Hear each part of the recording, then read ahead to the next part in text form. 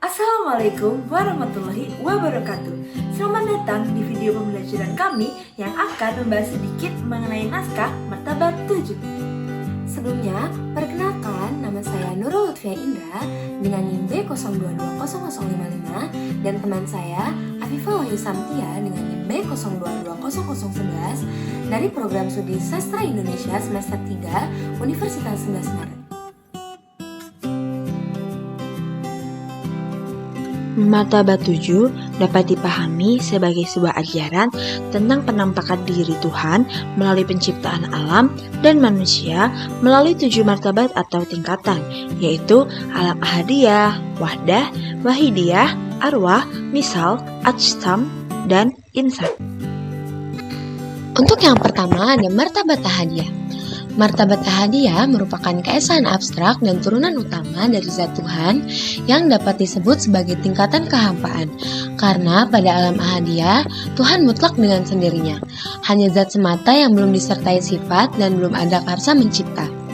Dia juga belum memperlihatkan namanya. Keadaan mutlak ini tidak terjangkau sehingga disebut sebagai la ta'ayun. Dalam alam ahadiyah, wujud Allah hanya bisa diistilahkan dengan wujud al-haq dan gaib al-huwiyah atau kediaan yang tidak tampak. Di dalam naskah-naskah lain, alam ahadiyah diungkapkan dengan berbagai metafora, seperti kertas kosong. Karena pada tingkatan ini, Tuhan belum memanifestasikan dirinya dalam bentuk apapun. Kemudian ada martabat wahdah.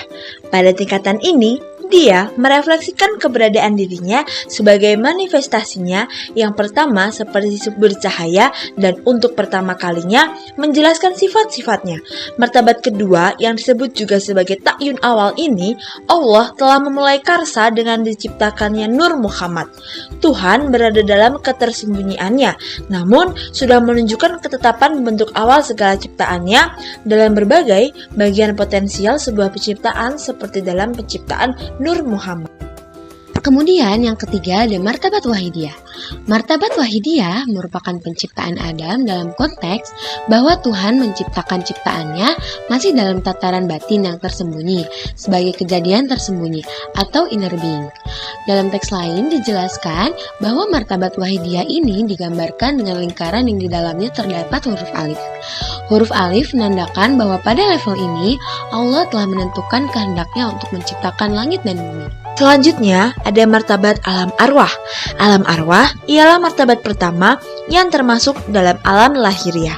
Disebut juga sebagai martabat yang serba mungkin yang baru ada setelah Allah berkata kun atau jadilah. Di alam arwah, seluruh ruh manusia termasuk Nur Muhammad adalah ciptaan yang paling sempurna. Mulanya, ketika berada di alam ruh, seluruh manusia mengakui Allah sebagai Tuhan. Orang tua mereka yang kemudian membentuk jiwa-jiwa yang lahir sebagai manusia menjadi muslim atau tidak. Masalah konsep hubungan Tuhan dan dunia yang dikemukakan oleh para pengikut wujudiyah terpecahkan dengan interpretasi syatariyah melalui martabat alam arwah. Yang kelima ada martabat alam misal. Martabat alam misal mendeskripsikan gambaran ruh yang murni yang telah ada pada level sebelumnya. Berikut merupakan kutipan isi teks yang sedikit mengungkit martabat alam misal. Dan rahasia nyawa dan hati atau ketiganya itu terbunyi di dalam badan, misal atau tanazul pada misal tarqi. Dikutip dalam Tasawuf ML 176 halaman 73. Tidak banyak yang dapat dipahami dan dijelaskan dari kutipan tersebut. Akan tetapi, mengingat bahwa pada martabat ini, ruh mulai menerima nasib, maka ia telah dibebani ketentuan hidup. Oleh karena itu, Tuhan mulai menjadikan jisim yang memiliki peran sendiri-sendiri. Lalu ada martabat alam atsam. Martabat alam atsam yaitu mengadanya ruh yang sanggup menanggung panca indera, lahir, dan batin sehingga jasad ini disebut jasad halus yang telanjang. Pada level ini untuk pertama kalinya ruh dimanifestasikan ke dunia fenomenal yaitu jasad.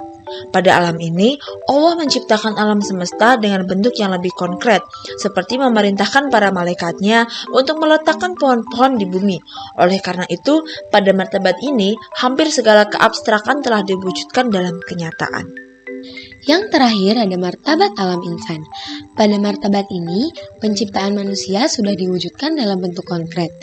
Pada martabat terakhir penciptaan ini, prototipe dari umat manusia telah termanifestasi di dunia. Jadi, seluruh manusia memiliki sumber yang sama, yaitu ruh Nabi Muhammad yang sempurna. Oleh karena itu, bagi para sufi, Adam bukanlah manusia pertama. Ruh Adam adalah bagian dari ruh Muhammad. Sekian penjelasan mengenai naskah Martabat 7 dari kami. Mohon maaf bila terdapat kesalahan kata dalam penyampaian materi kami. Wassalamualaikum warahmatullahi wabarakatuh.